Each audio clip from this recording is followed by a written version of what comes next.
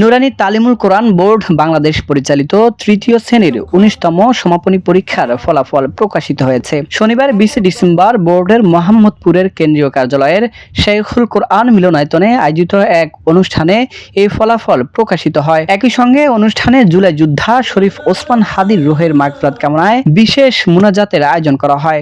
আমি আমার আলোচনার শুরুতেই জুলাই যোদ্ধা শরীফ ওসমান হাদির রুহের মাগফিরাত কামনা করি। অনুষ্ঠানে সভাপতিত্ব করেন বোর্ডের পরিচালক মাওলানা কালিমুল্লাহ জামিল হোসাইন। দেশের মোট ১০১২টি কেন্দ্রে গত ২৯ নভেম্বর দেশব্যাপী একযোগে এই সমাপনী পরীক্ষা শুরু হয়ে ৪ ডিসেম্বর পর্যন্ত চলে। এতে মোট পরীক্ষার্থীর সংখ্যা ছিল ৬৩,৫৩২ জন এবং পাশের হার ৯০.৩৬%। অনুষ্ঠানের সভাপতির বক্তব্যে মাওলানা কালিমুল্লাহ জামিল হোসেন বলেন, দেশব্যাপী তরুণ আলেমদের কাছে অনুরোধ করছি, একটি নীরব সাধনায় নিজেদের আত্মনিয়োগ করতে হবে। তা হচ্ছে প্রতিটি গ্রামে, পাড়া মহল্লায় নুরানি মাদ্রাসা, নুরানি স্কুল, নুরানি মক্তব ও ইসলামিক স্কুল প্রতিষ্ঠা করা। নুরানি তালিমুল কোরআন বোর্ড বাংলাদেশের একদম তৃণমূল থেকে আরম্ভ করে শীর্ষস্থানীয় আমার যে ভাইয়েরা, আমার যে ছেলেরা, যে সম্মানিত মুআল্লিমিন হাজরাতরা, জিম্মাদার হাজরাতরা, তাদের অক্লান্ত পরিশ্রমে এই নুরানি তালিমুল কোরআন বোর্ড বাংলাদেশের তৃতীয় শ্রেণীর সমাপনী পরীক্ষাটা সুন্দর সুচারুরূপে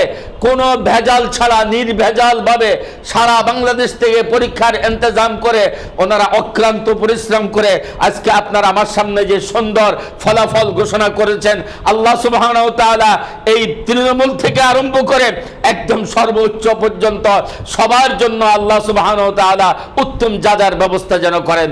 ইসমাইল বেলায়েত হোসেন বলেন, শিশুরা কাঁচা মাটির মতো, তাদের যেভাবে গড়ে তুলবেন তারা সেভাবে গড়ে উঠবে। আমরা দিন, ধর্ম ও মাতৃভূমির ভালোবাসায় সন্তানদের গড়ে তুলি। সুনাগরিক ও দেশপ্রেমিক প্রজন্ম গড়ে তুলতে কাজ করে নুরানি বোর্ড। সারা দেশের যে সমস্ত পরীক্ষক মণ্ডলী এবং হল সুপার, সহ হল সুপার, এছাড়াও জেলার দায়িত্বশীল বৃন্দ, যাদের অক্লান্ত পরিশ্রমের মাধ্যমে আল্লাহ রাব্বুল আলামিন আমাদেরকে আজকে ফলাফল অনুষ্ঠান পর্যন্ত আসার তৌফিক দান করেছেন, আমি তাদের প্রতি কৃতজ্ঞতা জানাই।